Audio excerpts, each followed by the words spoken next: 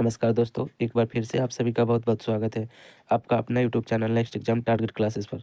तो जैसे कि आप सब जानते हैं कि बिहार बोर्ड क्लास 10th का एग्ज़ाम इस 17 फरवरी 2025 से स्टार्ट हो गया है।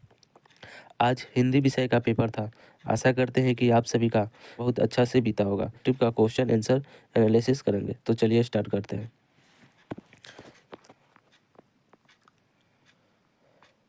फर्स्ट क्वेश्चन, जिसे नहीं जीता जा सके वाक्य खंड के लिए एक शब्द। तो जिसे नहीं जीता जा सके उसको हम कहते हैं अजय। तो इसका right answer option number B सही होगा। क्वेश्चन नंबर 2, जिसका तेज निकल गया है। तो जिसका तेज निकल गया है उसके लिए एक शब्द होगा निस्तेज। क्वेश्चन नंबर 3, कायर शब्द का विलोम है। तो कायर शब्द का विलोम क्या हो जाएगा? ऑप्शन नंबर ए सही होगा, नीडर।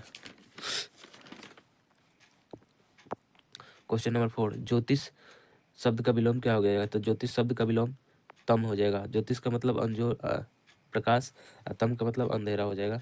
क्वेश्चन नंबर 5, जंगम शब्द का विलोम। तो जंगम का अर्थ होता है वाला। क्वेश्चन नंबर 5, जंगम शब्द का विलोम क्या होगा? तो जंगम का अर्थ होता है चलने वाला, ठीक है, और इसका विलोम हो जाएगा नहीं चलने वाला अर्थात अस्थावर, जो स्थिर हो। अब तो इसका राइट आंसर हो जाएगा ऑप्शन नंबर ए सही। क्वेश्चन नंबर 6, पुष्प का पर्यायवाची क्या होगा? पुष्प शब्द का पर्यायवाची क्या होगा? तो क्वेश्चन नंबर 6 का आंसर हो जाएगा प्रसून। पुष्प का पर्यायवाची प्रसून होता है। क्वेश्चन नंबर 7, सरस्वती शब्द का पर्यायवाची क्या होगा? तो सरस्वती शब्द का पर्यायवाची वागीसा, वागीसा हो जाएगा। घड़ का पर्यायवाची, तो घड़ का पर्यायवाची गे हो जाएगा। क्वेश्चन नंबर 9, निम्नलिखित में कौन शुद्ध वाक्य है? तो निम्नलिखित में कौन शुद्ध वाक्य है? तो इसके जानने के लिए आप सभी को व्याकरण के प्रत्येक पॉइंट को देखना होगा। तो ऑप्शन नंबर ए बोल रहा है हम लोगों की तो नाकें कट गई, हम लोगों की तो नाकें कट गई थे, हम इसे तो ये नहीं होगा। राम को पुस्तक पढ़ना चाहिए, राम को पुस्तक पढ़ना चाहिए, यहाँ पर सलाह ये भी नहीं होगा। मैं तकलीफ भोगता हूँ, ये भी नहीं होगा। तो इसका शुद्ध वाक्य हो जाएगा कोयला जल कर राख हो गया। तो इसका right answer option number C होगा। क्वेश्चन नंबर 10, निम्नलिखित में कौन शुद्ध शब्द है? तो कृत्रिम शुद्ध नहीं है, सूरज भी शुद्ध नहीं है, धुआं भी शुद्ध नहीं है, वाहिनी शुद्ध है। तो इसका right answer option number D सही हो जाएगा। क्वेश्चन नंबर 11, पापती लगभग कितने साल की थी? तो पापती कितनी वर्ष की थी? 12 साल की थी। ऑप्शन नंबर सी सही होगा। क्वेश्चन नंबर 12, माँ शीर्षक पाठ के लेखक कौन है? तो माँ शीर्षक पाठ के लेखक ये ईश्वर पाठलेखी होंगे। तो ऑप्शन नंबर बी सही होगा। क्वेश्चन नंबर 13, माँ जी के पास आंगन में बैठकर अम्मा क्या खाती थी? तो माँ जी के पास आंगन में बैठकर मगमा पान सुपारी खाती थी। जो दही बेचने जाती थी वह लेखक माँ के आंगन में क्या खाती थी? पान सुपारी खाती थी। कौन? मगमा। क्वेश्चन नंबर 14, अरे कहावत है दवा करने से तो मसान ही जगता है, यह कथन किसका है? तो यह कथन माँ जी का है। ऑप्शन नंबर बी सही हो जाएगा। क्वेश्चन नंबर 15, रसूलन बाई कौन थी? तो रसूलन बाई एक गायिका थी। ऑप्शन नंबर सी सही हो जाएगा 15 का। क्वेश्चन नंबर 16, यतेंद्र मिश्र ने गीत गाकर गुलजार की कविताओं का संपादन किस नाम से किया था? यार जुलाहे के नाम से संपादन किया था। तो इसका right answer option number C सही हो जाएगा। 17, बहुवचन पत्रिका के संपादक कौन है? Ashok Vajpayee. Option number A सही होगा। क्वेश्चन नंबर 18, शहर अब भी संभावना है कि किसकी रचना है? शहर अब भी संभावना है किसकी रचना है? तो इसका राइट आंसर हो जाएगा क्वेश्चन नंबर 18 का सी। किनकी है? अशोक वाजपेयी जी। निम्नलिखित में निम्नलिखित में से किस पाठ की विद्या निबंध है? तो मतलब कौन सा पाठ जो है जो निबंध है? तो बहादुर नहीं है, यह कहानी है। भारत माता यह कविता है। मछली भी कहानी है। मछली क्या है? आत्मकथा शायद है। और ललित निबंध क्या हो जाएगा? ऑप्शन नंबर ए सही होगा, नाखून क्यों बढ़ते हैं। Question number 20, the caste in India their mechanism किसकी रचना है? तो द कास्ट अर्थात जिसमें जाति धर्म का बात होने लगे तो वह किनकी रचना है? भीमराव अम्बेडकर जी की। ऑप्शन नंबर बी सही होगा। क्वेश्चन नंबर 21, फुफेरा शब्द में प्रत्यय। तो फुफेरा शब्द में कौन सा प्रत्यय होगा? तो एरा प्रत्यय होगा। ऑप्शन नंबर सी सही होगा। ऑप्शन ए नहीं, फूफ अलग शब्द हो जाएगा, प्लस में एरा अलग रहेगा। तो इसमें कौन सा प्रत्यय? ऑप्शन नंबर सी सही होगा, एरा प्रत्यय। क्वेश्चन नंबर 22, पढ़ाकू शब्द में कौन सा प्रत्यय है? तो एक पढ़ पढ़ा चाहे या पढ़ा या पढ़, यह अलग शब्द हो गया। और एक आकू, आकू एक अलग शब्द हो गया। तो यहाँ पर जो लास्ट में लगा है आकू शब्द, उसी को प्रत्यय कहेंगे। तो इसका right answer option number B सही हो जाएगा। क्वेश्चन नंबर 23, मानवता किस शब्द का उदाहरण है? तो मानवता जो है वो यौगिक शब्द का उदाहरण है। क्या है? यौगिक शब्द। क्वेश्चन नंबर 24, खलिहान किस शब्द का उदाहरण है? खलिहान या देशज शब्द होगा। ऑप्शन नंबर सी सही होगा। क्वेश्चन नंबर 25, खटास किस संज्ञा का उदाहरण है? तो खटास, जिसमें खटास मिठास हो तो उसमें भाववाचक संज्ञा होगा। तो ऑप्शन नंबर डी सही होगा। क्वेश्चन नंबर 26, निम्नलिखित में से कौन व्यक्तिवाचक संज्ञा का उदाहरण है? तो व्यक्तिवाचक संज्ञा का उदाहरण कौन है? तो कराई यह भी नहीं है, दानव भी नहीं है, दाल भी नहीं है। तो ये व्यक्तिवाचक उदाहरण किसे कहते हैं? जिसका नाम लिया जाए। तो परिजात। तो जो ये परिजात शब्द है ना, यह एक लकड़ी का नाम है। तो इसीलिए यहाँ पर कौन सा सब क्वेश्चन का आंसर हो जाएगा? ऑप्शन नंबर बी सही हो जाएगा, पारिजात। क्वेश्चन नंबर 27, सांप शब्द का स्त्रीलिंग रूप है? तो सांप का स्त्रीलिंग सापिन हो जाएगा। Option number A.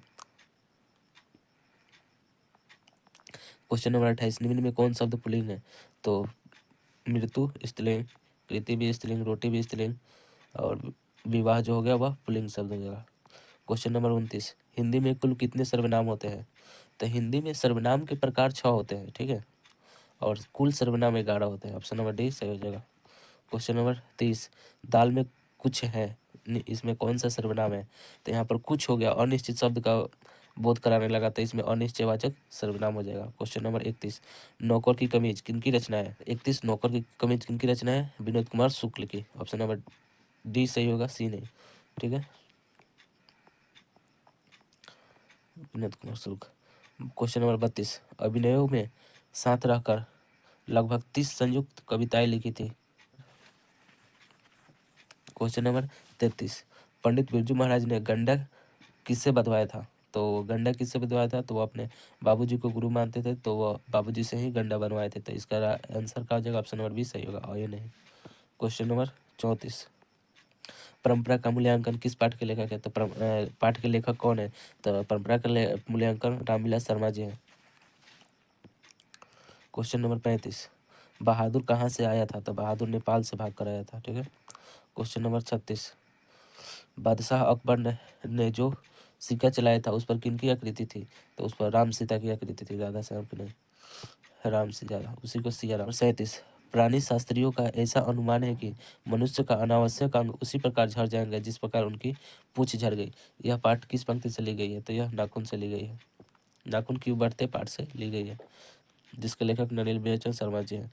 Question number 38, Max Muller ने किस रचना का जर्मन भाषा में अनुवाद किया था? तो मेघदूत रचना का जर्मन भाषा में अनुवाद किए थे। क्वेश्चन नंबर 39, नलिनी बेचन शर्मा के अनुसार महल और झोपड़ी वालों के लिए लड़ाई में अक्सर कौन जीतते हैं? तो कौन जीतते हैं? महल वाले जीतते हैं। ऑप्शन नंबर ए सही हो जाएगा। क्वेश्चन नंबर 40, धरती कब तक घूमेगी? तो इसका घूमेगी शीर्षक के पाठ की नायिका कौन है? तो इसका right answer option number D हो जाएगा, सीता होगी। क्वेश्चन नंबर 41, रामधारी सिंह दिनकर का जन्म कहाँ हुआ था? ये तो बहुत भी यही सवाल है। रामधारी सिंह दिनकर राष्ट्रकवि के नाम से भी जाने जाते हैं, तो इनका नाम ऑप्शन ए सही होगा, सिमरिया गाँव में, बेगूसराय जिला के, बिहार राज्य में हुआ था। क्वेश्चन नंबर 42, किनके पिता एक प्रख्यात पुरातत्ववेत्ता थे? तो इसका राइट आंसर हो जाएगा ऑप्शन नंबर ए, सच्चिदानंद हीरानंद वात्स्यायन गए जी के। क्वेश्चन नंबर 43, एक वृक्ष की हत्या शीर्षक कविता के कवि कौन है? तो एक वृक्ष की हत्या शीर्षक कहानी के शीर्षक कविता के कवि कौन है? तो इसका राइट आंसर हो जाएगा ऑप्शन नंबर डी सही होगा, कुंवर नारायण। क्वेश्चन नंबर 44, जीवनानंद दास किस भाषा के सम्मानित कवि थे? मतलब किस भाषा में इसको सम्मानित किया गया था? तो ऑप्शन नंबर बी सही होगा, बांग्ला भाषा के। बीज अक्षर किनकी रचना है? तो अनामिका जी की, अक्षरगण, ठीक है। क्वेश्चन नंबर 46, रेनन मारिया रिल्के की माता का क्या नाम था? तो इनका माता का नाम था सोफिया। क्वेश्चन नंबर 47, जीविसा शब्द का अर्थ क्या है? तो जीने की लालसा रखने वाले को क्या कहते हैं? जीविसा कहते हैं। तो इसका right answer option number A सही होगा, जीने की लालसा। क्वेश्चन नंबर 48, बाबा साहब भीमराव अम्बेडकर का जन्म किस परिवार में हुआ था?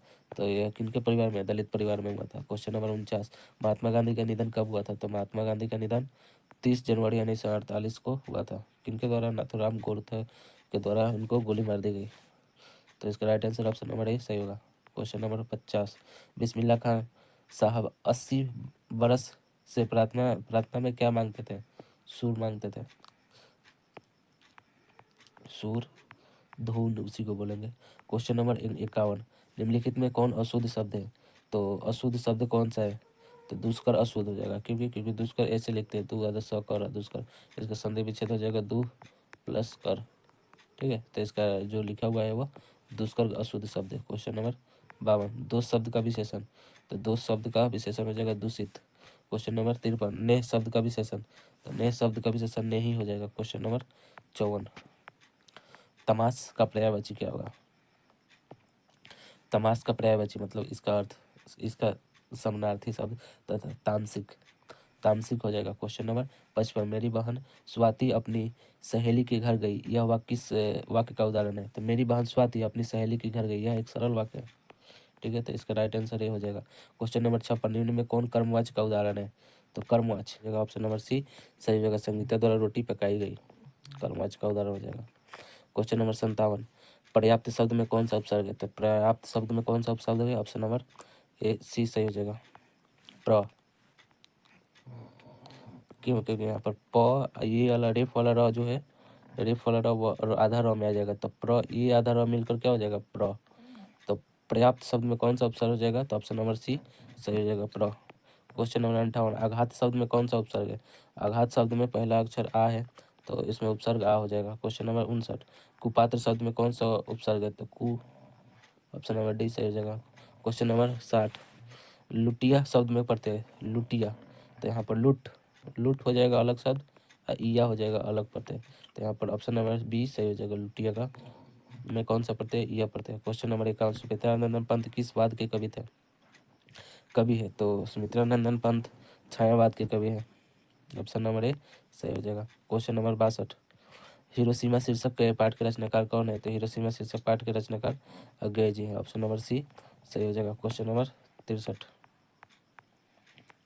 निम्न में कौन कवि आदिवासी लोक कविताओं के भी अनुवादक है? मतलब कौन वो कवि है जो आदिवासी लोक कविताओं के भी अनुवादक है? तो उनको बोलते हैं सुमित्रानंदन पंत। तो 63 का right answer option number B सही हो जाएगा। क्वेश्चन नंबर, और इसी को प्रकृति का सुकुमार कवि बोला जाता है। ठीक है, क्वेश्चन नंबर 34, नेमत शब्द का अर्थ क्या है? नेमत, तो क्वेश्चन नंबर 64 का आंसर हो जाएगा सी, ईश्वर की देन। क्वेश्चन नंबर 65, उदात शब्द का अर्थ क्या हो जाएगा? उदात, तो उन्नत, उदात का अर्थ हो जाएगा उन्नत। क्वेश्चन नंबर 66, सियानप शब्द का अर्थ होगा टेढ़ापन। क्वेश्चन नंबर 67, गुरु नानक को किस मुगल सम्राट से मुलाकात हुई थी? तो बाबर से, ऑप्शन नंबर ए सही हो जाएगा। क्वेश्चन नंबर, हाट में देखूं भरा बसे अंग्रेजी माल, पंक्ति है कहाँ से? तो यह पंक्ति है प्रेमगंज जी का पंक्ति है। तो क्वेश्चन नंबर 68 का आंसर हो जाएगा बी, प्रेमगंज। किन कवि का है? क्वेश्चन नंबर 69, हस्तलिपि किसे कहते हैं? तो हाथ की लिखावट को हस्तलिपि कहते हैं।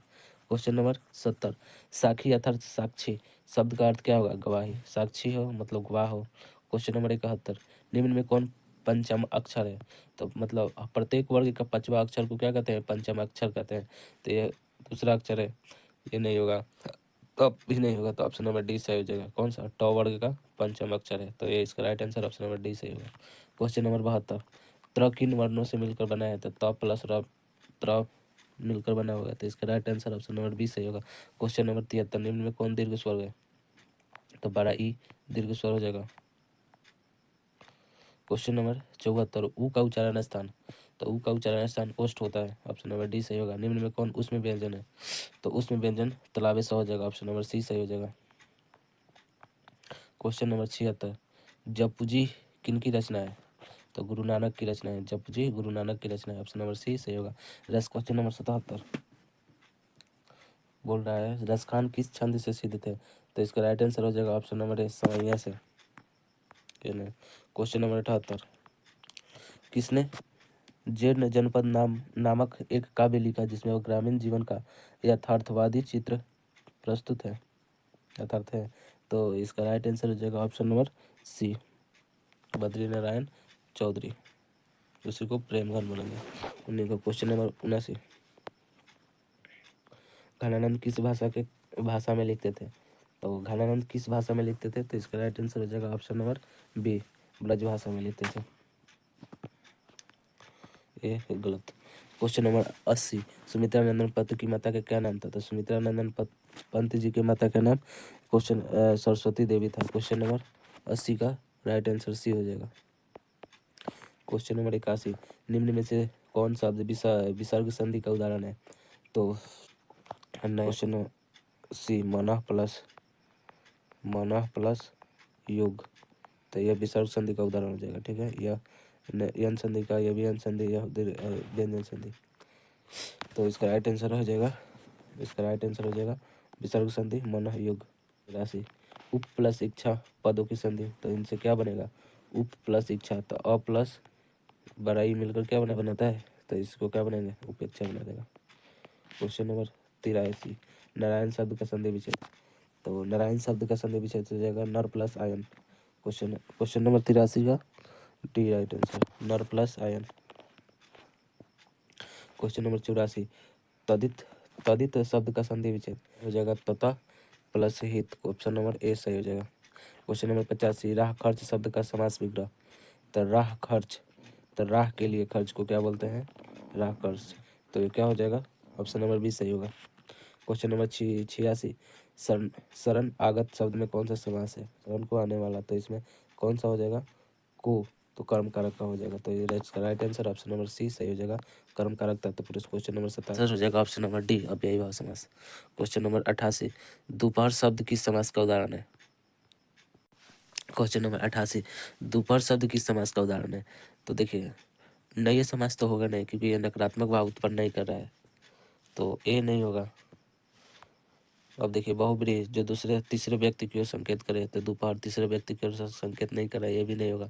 अब इसका आंसर हो जाएगा या तो द्विगु या द्वंद। अगर इसको दो पहाड़ बोलते तो दो पहाड़ों के समूह को दोपहर बोलते हैं, तो वहां पर इसका राइट आंसर हो जाएगा द्विगु। अगर नहीं, अगर सिर्फ दो हर लिख रहा है, दु प्लस हर, तो यह हो जाएगा ऑप्शन नंबर सी, द्वंद्व समास। ठीक है, तो आगे चलते हैं। जो जैसे हमारे बिहार बोर्ड। क्वेश्चन नंबर 89, गर्दन पर सवार होना मुहावरे का अर्थ होता है क्या? पीछा ना छोड़ना। ऑप्शन नंबर 20 सही हो जाएगा।